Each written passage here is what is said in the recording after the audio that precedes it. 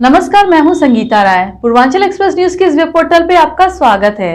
आइए देखते हैं हमारे संवाददाता राम सकल यादव की यह विशेष रिपोर्ट।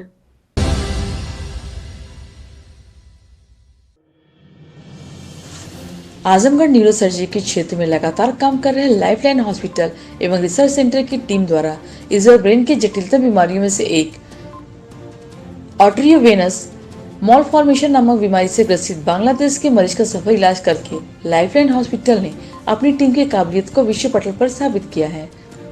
हसन जमा नामक मरीज का 14 घंटे में सफल ऑपरेशन के बाद अब पूरी तरह से स्वस्थ है और ऑपरेशन के बाद महज 6 दिन बाद मरीज स्वदेश जाने के लिए तैयार है।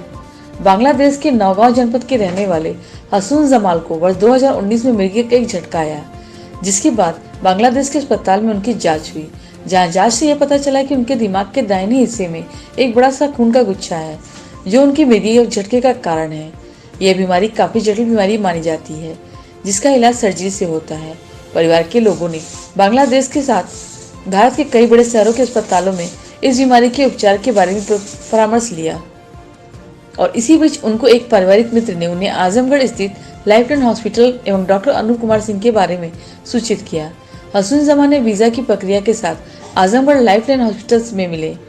यहाँ पर संतुष्ट होने के बाद वह वापस बांग्लादेश गए और फिर पुनः 7 सितंबर को भर्ती हुए।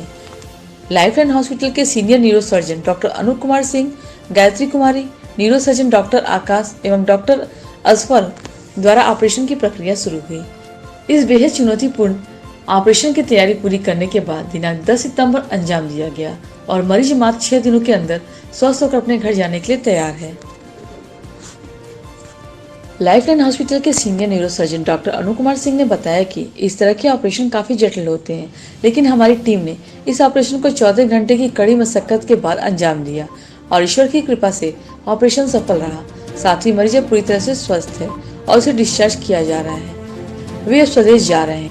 उन्होंने बताया कि करीब 14 घंटे तक चले ऑपरेशन के बाद सारी नसों को पूरी तरीके से बचाया गया, जो ब्रेन के नॉर्मल हिस्से में खून का संचार कर रही थी, और बड़ी ही सावधानी से उन नसों को जो कि गुच्छी को खून दे रही थी धीरे धीरे काट कर अलग कर दिया गया और ऑपरेशन पूरी तरह सफल रहा। वहीं जटिल ऑपरेशन के बाद सही में बांग्लादेशी मरीज ने लाइफलाइन हॉस्पिटल के चिकित्सकों की टीम को धन्यवाद दिया। 2019 সালে অক্টোবরের 4 তারিখে আমার এই ঝাটকা বলে খিঁচুনি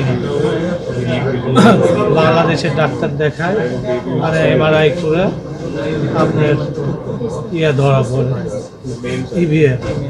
ওখান থেকে ঢাকাতে যাই, বাংলাদেশের রাজধানী ঢাকা, ওখানে ডাক্তার দেখায়, ওখানে ওই একই পরে ওরা ওখানে বলে যে অপারেশন করতে হবে। বাংলাদেশের ডাক্তার বলছিল যে এখানে না করাটাই ভালো, কারণ আমাদের এখানে অত প্রশিক্ষিত ডাক্তার বা ইনস্ট্রুমেন্ট নাই। তাই সিদ্ধান্ত নেই যে ইন্ডিয়াতে আসব। তো প্রথমে যাই চেন্নাই এমজিএম হাসপাতাল, চেন্নাই।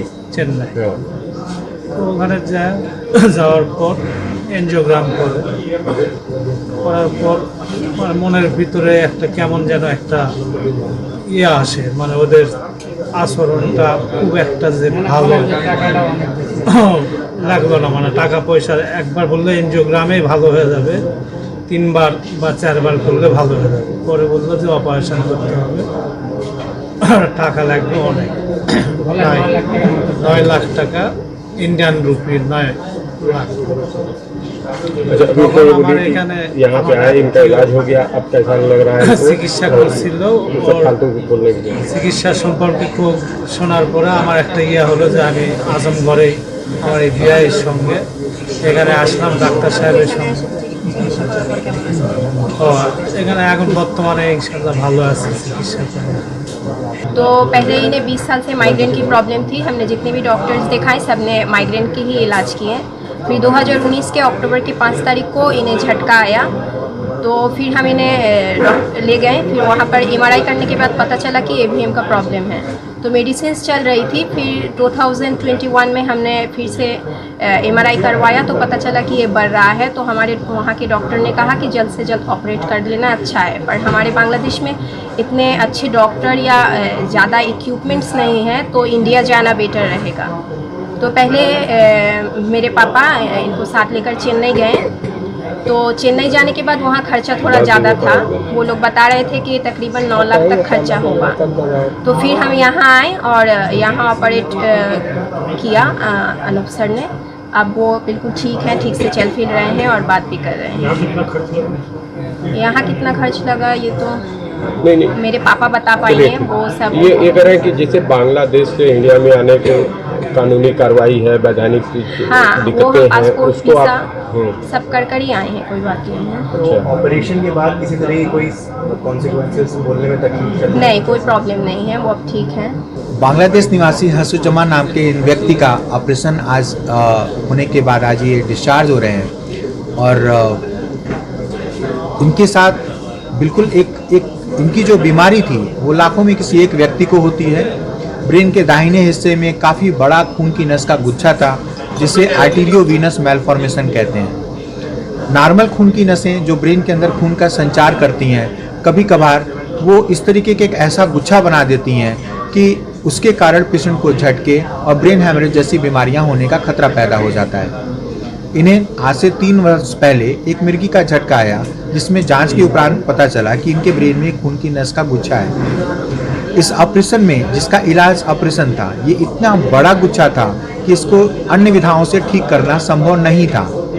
लेकिन ऑपरेशन में सबसे बड़ा चैलेंज ये था कि वही खून की नसें नॉर्मल दिमाग को भी सप्लाई कर रही थी और वही खून की नसें इस गुच्छे को भी सप्लाई कर रही थी। तो नॉर्मल और एबनॉर्मल के बीच को डिस्टिंग्विश करना और पेशेंट को सुरक्षित रखते हुए इस ऑपरेशन को परफॉर्म करना एक बहुत बड़ा चैलेंज था। इस ऑपरेशन के पीछे एक लंबी चौड़ी तैयारी की गई और उसके बाद एक 14 घंटे चले इस ऑपरेशन में, जिसमें बहुत ही सावधानी से उन खून की नसों को जो इस गुच्छे के अंदर जा रही थी उन्हें सेक्रीफाइस करते हुए उन नसों को जो कि नॉर्मल ब्रेन को सप्लाई कर रही थी बचाते हुए इस ऑपरेशन को किया गया। 14 घंटे चले इस ऑपरेशन के बाद पेशेंट को अगले दिन होश में लाया गया और वो पूरी तरीके से स्वस्थ था। उसे किसी तरीके का कोई लकवा या किसी तरीके की कोई और समस्या नहीं होने पाई थी। ये ऑपरेशन न्यूरोसर्जरी के सबसे जटिलतम और सबसे खतरनाक ऑपरेशंस में से एक माना जाता है, जिसको आज हसनजमा के परिवार के भरोसे और ईश्वर की कृपा से हम लोगों ने पूरी सुरक्षा से अंजाम दिया। इस बीमारी का वैज्ञानिक नाम जो है राइट टेम्पोरोपेराइटो ऑक्सीपिटल आर्टीरियोवीनस मैलफॉर्मेशन। ये इस बीमारी की जानकारी के बाद इन्होंने बांग्लादेश के बड़े शहरों, ये नौगांव के रहने वाले हैं, इन्होंने वहाँ पे भी अपने ढाका और जगह जगह कंसल्ट किया और फिर ये अपने देश में इन्होंने चेन्नई, मुंबई जैसे सेंटर्स पे, वहाँ के लीडिंग बड़े बड़े हॉस्पिटल्स में भी इन्होंने इस बीमारी के संदर्भ में वहाँ पे डॉक्टरों से विचार विमर्श किया। तो आपके कैरियर में अभी तक ये कौन सा ऑपरेशन है, इससे पहले आप कितने कर चुके हैं और कितना चैलेंजिंग रहा है, ये सबसे अलग रहा? ये जैसा कि मैंने अभी कहा कि ये ऑपरेशन ये बीमारी बहुत ही अनकॉमन है, लाखों में एक को होती है। लेकिन ईश्वर की कृपा से 2007 से आज 2022 में, पिछले 15 साल में मैंने इस तरीके के 8 ऑपरेशन किए हैं। लेकिन बाकी 7 और इसमें एक काफ़ी बड़ा अंतर ये था क्योंकि ये बहुत बड़ा गुच्छा था, बाकी इसकी तुलना में इतने बड़े नहीं थे जितना ये था। और इसके अंदर जा रही खून की नसें बाकियों से बिल्कुल अलग इस मायने में थी क्योंकि वो नॉर्मल दिमाग के बड़े हिस्से को सप्लाई कर रही थी। तो एक बेहद खतरनाक पहलू ये था कि पेशेंट को ऑपरेशन के किसी भी क्षण में लकवा और ब्रेन हैमरेज का खतरा हो सकता था। तो ऑपरेशन के समय क्या क्या दिक्कत आई? जैसे आपने बताया कि भी नस वहाँ कुछ फट गई थी, क्या हो गया? इस ऑपरेशन में चूंकि नसें इस तरीके की डिस्ट्रीब्यूटेड थी, चारों तरफ से इस गुच्छे के अंदर आगे से, पीछे से, ऊपर से, नीचे से, हर तरफ से गुच्छे नसें इसमें जा रही थी। तो ऐसे में इस ऑपरेशन में हम लोग का एक मुख्य स्टेप होता है कि सबसे पहले इसको खून देने वाली नसों को हम लोग ब्लॉक करते हैं और उसके बाद लास्ट स्टेप होता है कि इससे जो खून निकलने वाली नस होती है उसको हम लोग लास्ट में ब्लॉक करते हैं। लेकिन यहाँ पे जटिलता ये थी कि जो खून निकलने वाली नसें थी वो कई तरफ फैली हुई थी।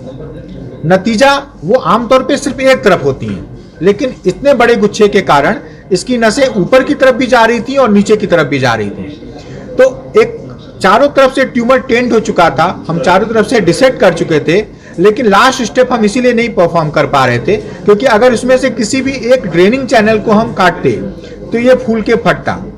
लेकिन जब लास्ट में हमने ये पाया कि बिना इस रिस्क को उठाए इस लीजन को पूरी तरीके से निकालना संभव नहीं है, तो एक लास्ट स्टेप के रूप में फिर हमने उस स्टेप को करना पड़ा।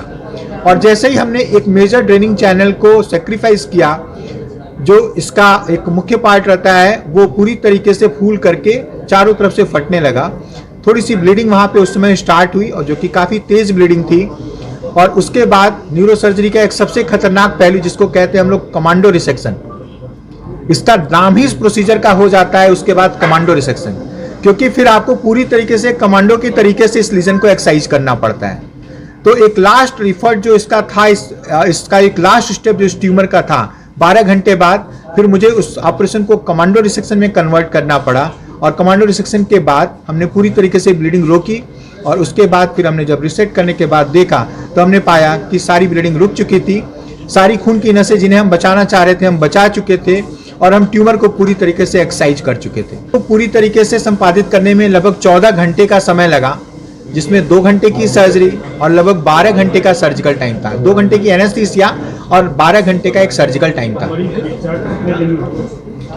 आज छठा दिन है, ये पेशेंट पूरी तरीके से नॉर्मल है और आज घर जा रहा है। टीम कितने लोगों ने साथ दिया आपका?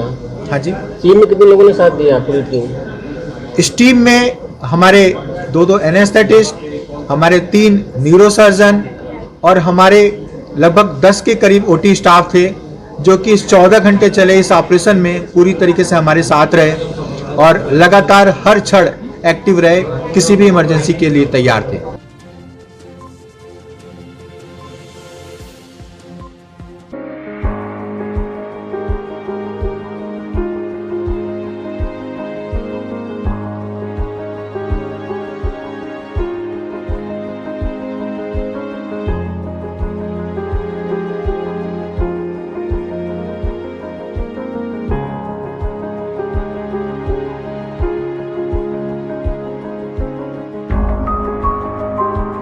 अगर आपको हमारी खबर पसंद आई हो तो हमारे चैनल को लाइक, सब्सक्राइब और शेयर जरूर करिए।